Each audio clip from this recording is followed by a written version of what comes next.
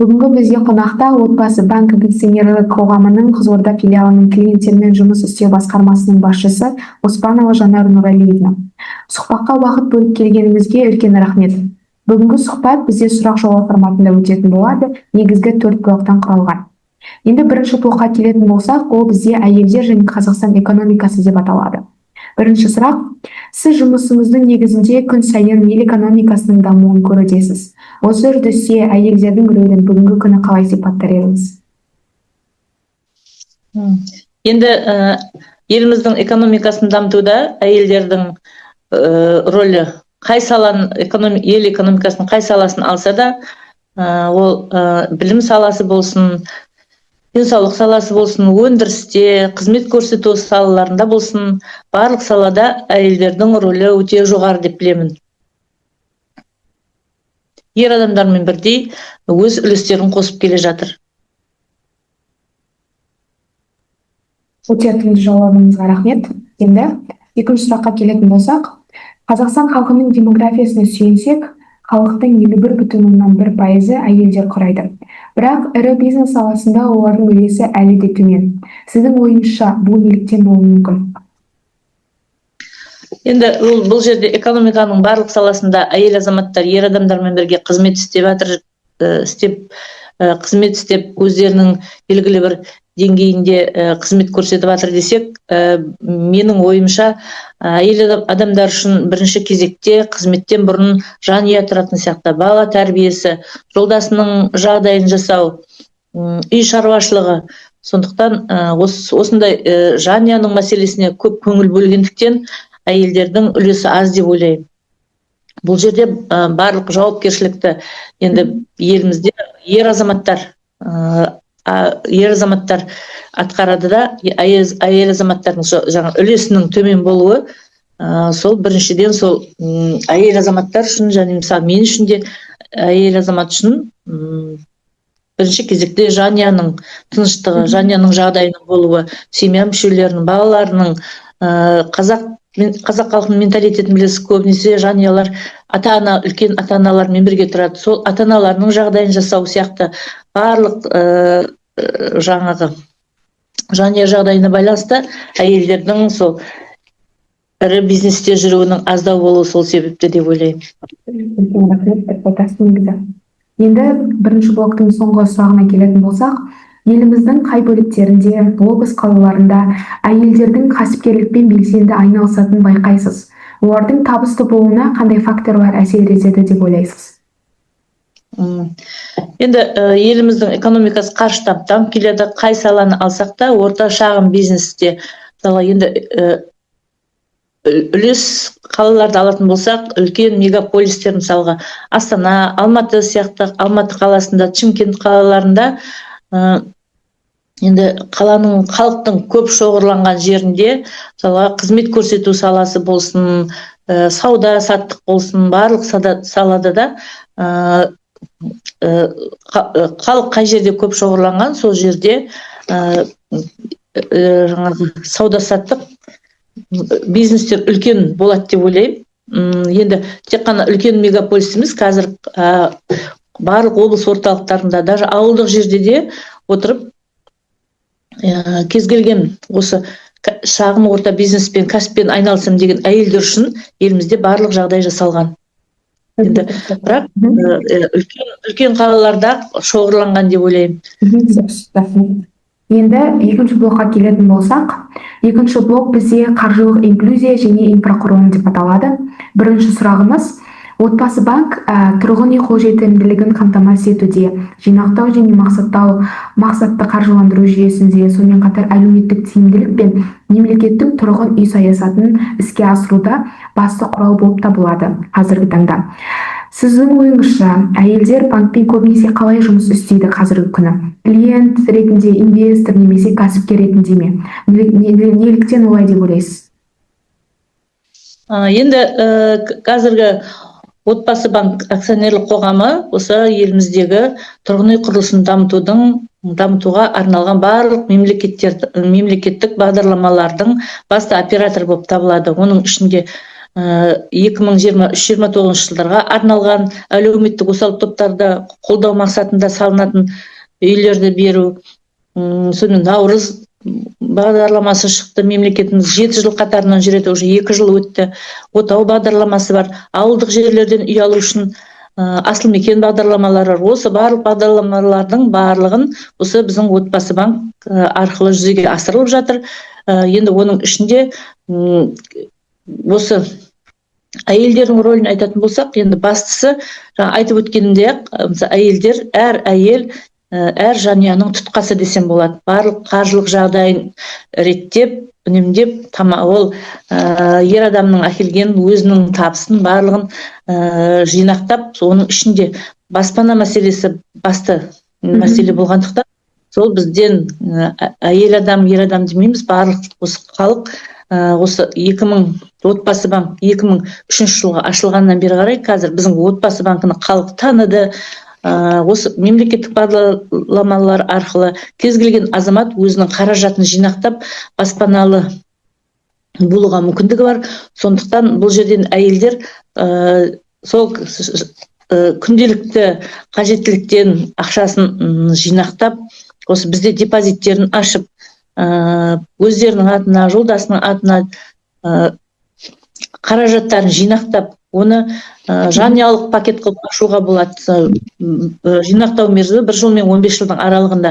Сөйтіп ақшаларын жинақтап, өздерінің егер табысы болып жатса, өздері несие алады, болмаса жанұясында жолдасы арқылы ақшаларын жинақтап, оны балаларына дейін жинақтап, оны кейіннен барлығын біріктіріп баспана алуға, мысалға, әйелдердің үлесі өте көп деп есептеймін. Сондықтан ол біздер бұл жерде жаңағыдай кәсіптегідей сияқты отбасы банкіде салымшылардың ішінде әйелдердің үлесі төмен деп айта алмаймын. Бұл жерде ер адамдармен қатар, даже ер адамдардан артық баспана мәселесі бірінші күн тәртібінде тұрғандықтан, әйелдер ер адамдарға қараған ұқыпты, ақшаны жинақтауда, үнемдеуде, үнемделген ақшаны жинақтауда әйелдердің қабілеті басымдырақ деп ойлаймын. Баспана алуда, әр жанұяның баспана алуында әйелдердің 80-90% үлесі бар деп ойлаймын. Несие алуда да, қаражатты жинақтауда да, кейіннен сол баспана алу үшін несие алуда да әйелдердің үлесі басым. Өте дұрыс айтасыз, келісем. Енді екінші сұраққа келетін болсақ, менің зерттеуім бойынша банк филиалдарының көпшілігі ірі қалаларда, жаңа айтып отқандай мегаполистерде орналасқан. Аймақтар арасында қаржы қызметтерінде, мысалы сіз өзіңіз жұмыс жасайтын отбасы банк қызметтерінде қолжетімділігінде олардың айырмашылық бар ма? Кіші қалалар мен үлкен мегаполистердің арасында? Өзің айтып өткендей, бізде банкінің бөлімшелері барлық облыс орталықтарында, 19 облыс орталығында орналасқан. Бұл орналасқанмен де қазіргі жағдайда банкіде бізде барлық ауыл аймақты, аудандарды қамту мақсатында барлық, Қызылорда қаласы облысының өзін алатын болсақ, барлық облыс орталықтарында банктың бөлімшелері болмағанмен де кеңес беру орталықтары бар. Кеңес беру орталықтарында, ол жерде де банк қызметкерлері банкімен келісімшартқа отыру арқылы банкінің қызметін көрсетеді. Мысалға, Қызылорда, енді мен өзім қызмет істейтін осы Қызылорда қаласы облысы бойынша айтатын болсам, мына шеті Жаңақорған, мына шеті Арал ауданы, Қазалы, Шиелі ауданында, Байқоңыр қаласында біздің банктың кеңес орталықтары бар. Сол кеңес орталықтарында да мамандар, кеңесшілер отырып, халыққа осы бізден ақша отбасы банктің келісімшартқа отырып жинақ шоттарын ашу, ақша жинақтау, және де осы жинақталған жинақтары бойынша бағдарламаларға қатысу, немесе екінші нарықтан үй алу мәселелерінің барлығын толыққанды сол кеңесшілеріміз береді. Сонымен қатар бүгінгі таңда тек қана ол кеңесшілер арқылы емес, алыс аумақтарда, мысалға, ауылдағылар қазір қашықтықтан онлайн банкінің біздің банкіміздің 300 деген қашықтықтан қызмет көрсету телефонымыз бар. Сол 300-ге звондап өзінің телефон арқылы өзінің жаңа бейне бақылаудан өтіп, даже өзінің телефоны арқылы интернет болса болды, сол қашықтықтан өзіне депозит ашып, сол біздің банкінің өзінің қосымшасы бар. Ұялы телефонға отбасы банкінің қосымшасын тіркеу арқылы өзінің салған қашықтықта отырып депозитті ашады, және біздің банкінің отбасы приложениесі дейміз ғой, қазақ орысша. Қолданбасы. Неге қосымшасын өзінің сотовый телефонына жүктеп алып, сосын өзінің салған қаражатын аударып отырады. Сонымен қатар ол депозитке кез келген банк айлық жалақы алатын кез келген банк, Каспий банк болсын, Халық банк болсын, кез келген банкідегі барлық банктен, қай банкіден айлық алады, сол банк арқылы қашықтықтан ақшасын аударып отыруға мүмкіндік бар. Кез келген азамат толыққанды ақпарат алғысы келсе, банкінің 300 деген қашықтықтан қызмет көрсету бізде осы 19 филиалмен қатар қашықтықтан қызмет көрсету департаменті бар. Онда да сол жаңағы арнайы мамандар 24 сағат бойы енді халыққа қызметін көрсетіп отырады. Счет депозитті де ашуға болады, кредит несиелендіру мәселесі бойынша сұрақтары болса, толыққанды сол телефон арқылы ақпарат алуларына болады. Осы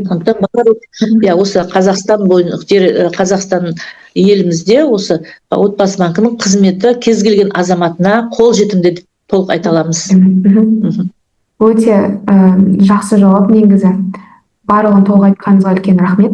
Енді екінші блоктың соңғы сұрағына келетін болсақ, сіздің ойыңызша, әсіресе шағын қалаларда әйелдер үшін қаржылық мүмкіндіктерді теңестіру үшін қандай қадамдар жасау қажет? Енді қазір әйелдер адам қаржылық сауаттылық деген басты мәселе. Жаңа айтып жатырмын ғой, жанұяның, оның ішінде осы ер адамдарға қарағанда әйел адамдар қаржылық сауаттырақ деп ойлаймын. Себебі осы қазіргі инфляцияның өсу жағдайында өзінің жанұялық қаражатын есептеп, бір жағы баланың оқуына, бір жағы күнделікті қажеттілігіне, тамағына жеткізіп үнемдеу мәселесінде әр әйел адам қаржылық сауатты деп ойлаймын. Енді қазіргі жағдайда мүмкіндіктер өте көп, оның ішінде қашықтықтан қазір мысалға Инстаграм желісінде, Фейсбук желісінде қарап отырсаңыз, осы қаржылық сауаттылық бойынша өте ақпарат көп. Сондықтан ол әрбір қаржылық сауаттылық туралы оқу, кез келген ақпарат, кез келген адамға осы доступный дейді ғой, қол жетімді деп ойлаймын. Қол жетімді. Сонымен қатар енді қазір әр облыста, әр ауданда кәсіпкерлікті қолдау басқармалары бар. Сол жерлерде де көпбалалы үйде, көпбалалы аналар үйде отырып қалған әлеуметтік осал топтар, оның ішіндегі соларды қамтып, оларда ол мекемелерде арнайы қаржылық сауаттылық туралы бағдарламалар бар. Даму акционерлік қоғамында онда да қаржылық сауаттылық туралы көптеген ақпараттар беріледі. Кез келген әйел адам қаржылық сауаттылығымды ашам десе, осы біріншіден өздігінен де өздігінен осы Инстаграмдағы, әлеуметтік Фейсбуктағы, тағы да әлеуметтік желідегі, Ютубтағы ақпараттарды пайдаланып, кез келген адам өзінің қаржылық сауаттылығын көтере алады деп ойлаймын. Дұрыс айтасыз, қазіргі кезде көптеген мүмкіндіктер бар. Ұтымды жауабыңыз үшін үлкен рахмет. Енді біз үшінші блокқа келетін болсақ, ол бізде көшбасшылық және жеке тәжірибе деп аталады. Бірінші сұрақ, яғни бірінші пікір десек те болады. Сіздің мансабыңыз, сіздің мысалыңыз қаржы саласындағы әйел көшбасшылығының жарқын үлгісі болып табылады. Өзіңіздің жолыңызда қандай кедергілерге, қиындықтарға тап болдыңыз және оларды қалай еңсердіңіз? Енді мен өзімді айтатын болсам, банк саласында 37 жыл тәжірибем бар. Сонау 88 жылдан бастап Арал ауданында ауыл шаруашылық агроөнеркәсіптік банкісінен Арал аудандық бөлімшесінен қызметімді бастадым. Содан бері қарай 98 жылдан бастап Қызылорда қаласында жалғастырдым. Сол агроөнеркәсіптік банкісінде отбасы банкке 2006 жылы келдім. Енді әр әйел адам үшін мысалы білім, өзінің жұмысын ең бірінші әр әйел адам болсын, әр адам өз ісінің маманы болу керек деп ойлаймын. Ол сол күнделікті өзінің ісін, өзінің мамандық таңдаудан қателеспеу керек деп ойлаймын. Таңдаған мамандығында ізденіспен, оқумен өз ісінің маманы болу керек. Өзінің тек қана сол өзінің учаскесін ғана, мен осы бізде енді банкте сала көп қой, орта бөлшек, біздердікі мысалға отбасы банкте бөлшек кредит беру дейміз, орта бизнесті несиелендіру дейміз, ірі бизнесті несиелендірудің өте салалары өте көп. Сондықтан тек қана сол қызмет барысында тек қана бір өзінің ғана жұмысымен шектелмей, жан-жақты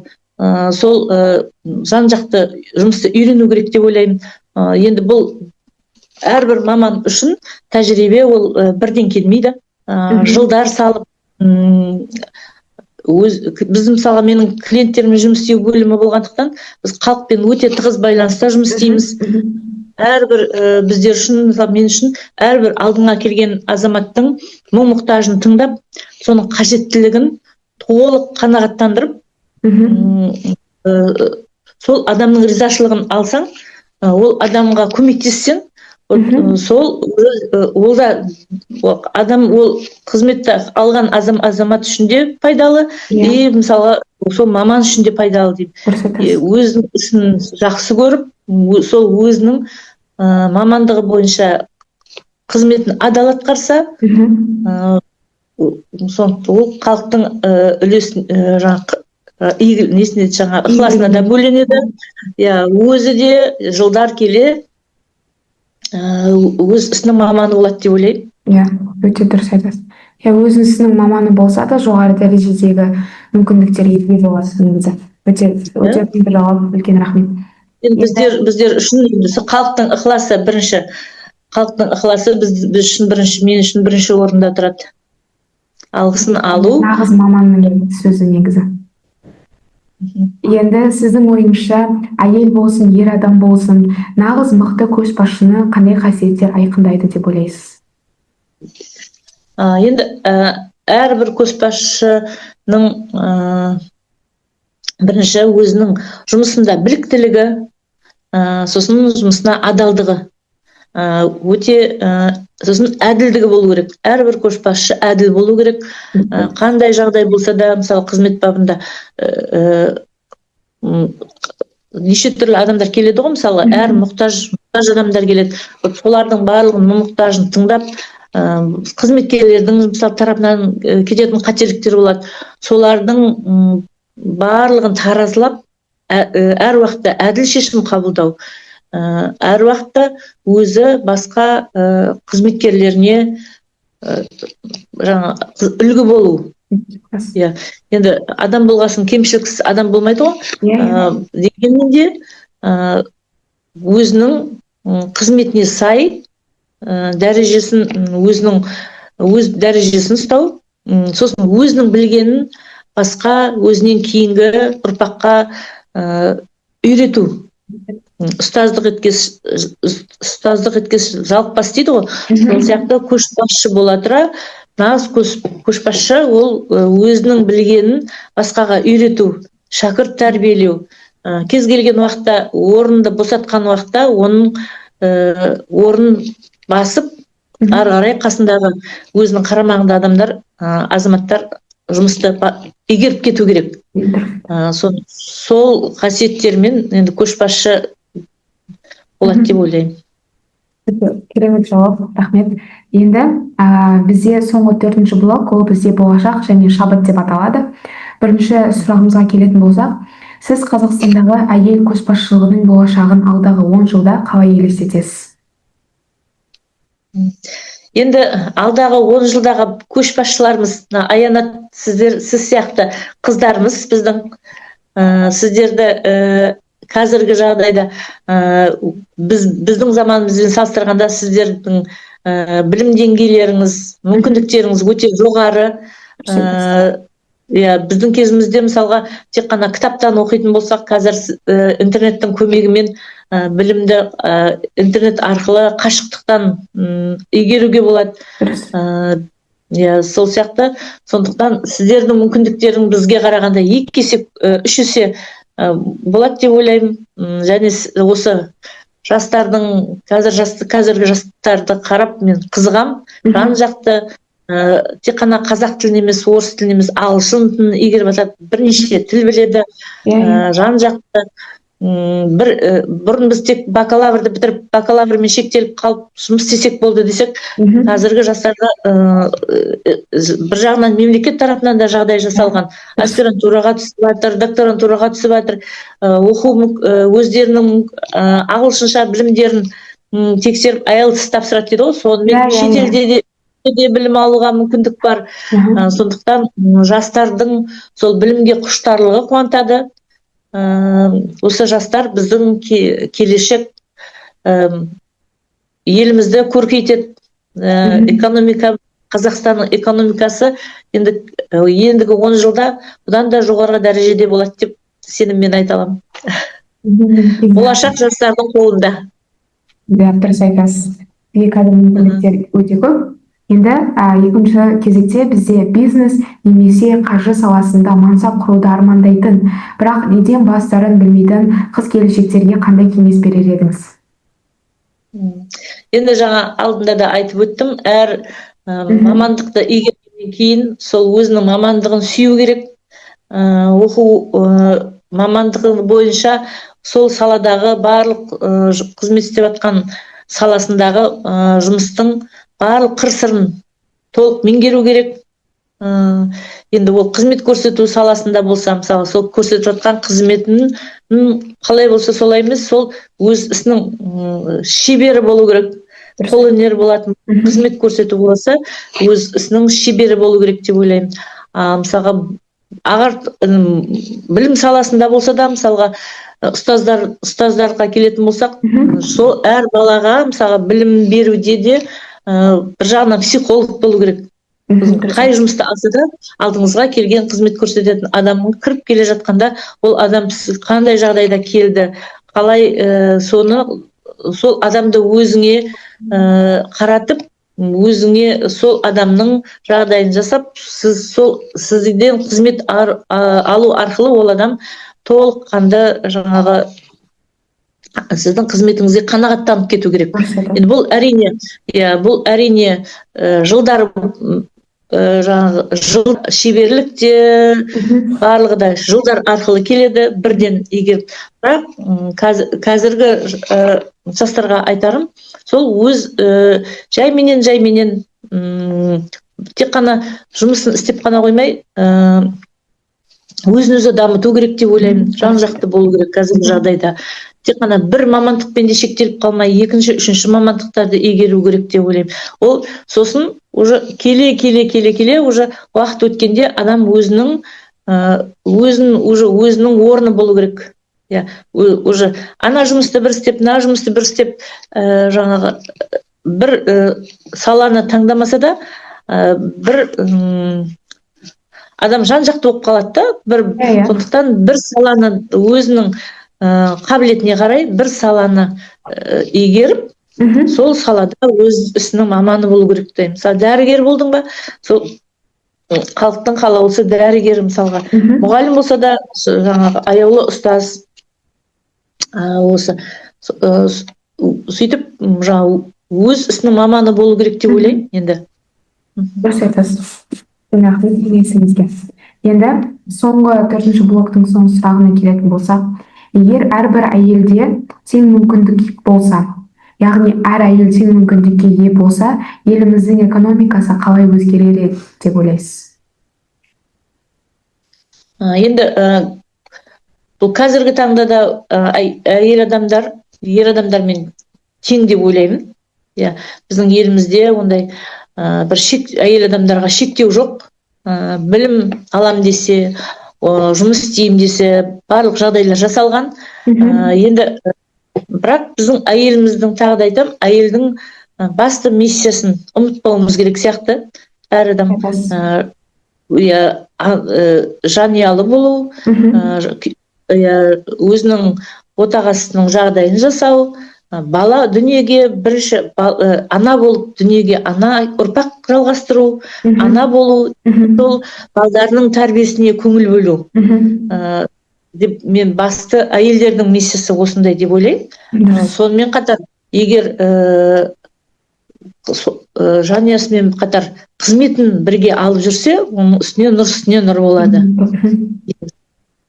Бірақ қазіргі жағдайда да біздің мемлекетімізде ешқандай шектеу жоқ. Кез келген әйелдің мансап құрам десе, өзінің мансабында кез келген, даже біздің министр, мысалға апайларымыз министр болып отыр, министрлік дәрежеге дейін жетуіне болады.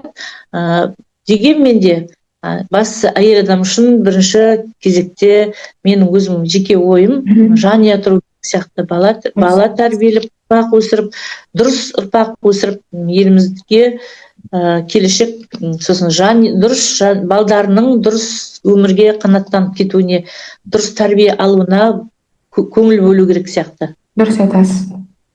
Өте ұтымды жауапқа үлкен рахмет. Жалпы осы сұхбатқа уақытыңызды бөліп келгеніңізге, арнайы осындай керемет жауап дайындағаныңызға сізге үлкен алғысымды білдіремін.